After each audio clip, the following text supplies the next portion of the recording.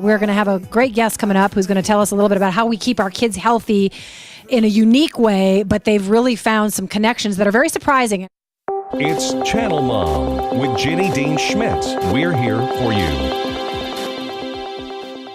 Brought to you by Pediatric Dental Group of Colorado, creating positive and rewarding dental visits for kids of all ages since 1977.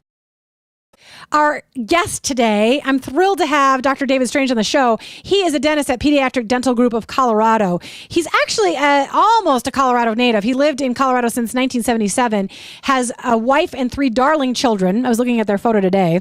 He's followed in his daddy's steps, who is also a dentist. And I invited him on the show today because I was looking at some new research that ties things like heart health to our mouths, to our oral health, to our teeth, to our gums.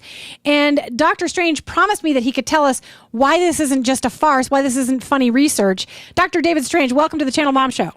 Hey, Jenny, thanks for having me on. So let's talk about this. Tell moms, because I think this is going to be news to them, the ways in which we have discovered that there may be a tie between our oral health and other kinds of health, and why we should pay attention to that for our kids. As you and I have talked about before, dental disease is among, if not the most popular or most common disease in school-age children. So we're seeing, and I'm busy today in the office, but we always want to take time to get this message out, that if parents can do things like get their kids into the dentist early at about the age of 1, and I think we're going to talk about that a little bit. Yeah, because some moms are going to scoff at that. Yeah, go ahead. Yeah, right. It's going to go a long, long ways in preventing this disease that is preventable. Can you explain to moms why they're making a connection between things like our blood vessels and how we take care of our teeth? Well, absolutely, I can, and I'm not an expert in heart disease or in other systemic health issues, but dental caries is a bacterially driven process, and if you get dental infection through prolonged dental disease or neglected dental disease, then you end up with other problems, and they're problems that the body has a hard time defending itself against the infectious process of bacteria. You get the immune system involved, you get a weakened immune system, you get an influx of bacteria from unchecked dental disease, and you can end up with different conditions that are linked and related to just the dental caries process. So not only is it devastating to your oral health, but as you and I have talked in the past, having oral health is a gateway to having good general health. Sure. I mean, it can look like just a cosmetic industry, especially now that we've got teeth whitening and things like that. And that's something that we're going to actually have you back to talk about, because I'm really curious about what all this bleaching is doing to our teeth. And I know moms probably are curious about it too. Yeah, I'm excited to talk about that because there are certainly some reasons to do it, but there are also some reasons not to. Yeah. Let's put it this way. We look at dental health in many ways as a cosmetic thing, as it just makes you look pretty and you don't want your teeth to fall out by the time you're 50. I'm somebody who brags far too often, my kids say, about my quote-unquote perfect teeth. I've never had a cavity. I've never had to have braces, so I'm really happy about that. But mostly I'm happy about it for cosmetic reasons. So do you think people underestimate the medical value of having a healthy mouth, healthy gums, healthy teeth, and kids really need to be educated about this? Yeah, I mean, you've brought up some great points. I mean, obviously we value, and it's natural for us to put value on an aesthetic smile and teeth that look healthy and that are pretty. And I have seen your smile, so I'll vouch for that. You do have great teeth. There's a big genetic component to that. Yes, there is. Yep. So that's something that you can be fortunate for, and there are other people that that may not have as healthy of a smile as they want, and there are options for aesthetic reasons to change that.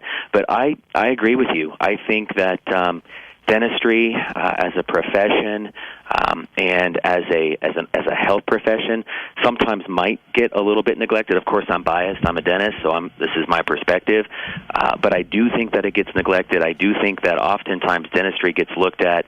It gets into this, hey, I have a toothache, now I'm going to go see the dentist. Yeah, and you want to be more preventative. I mean, we have to be careful, because even the Harvard Journal or something that I was reading said we got to be cautious about the link. But they were specifically saying that because of that bacterial buildup that you're talking about when people don't take care of their teeth, that they can potentially link that to certain kinds of heart disease. So I want moms to understand that this is important. Now, I also want to be a skeptic on their behalf.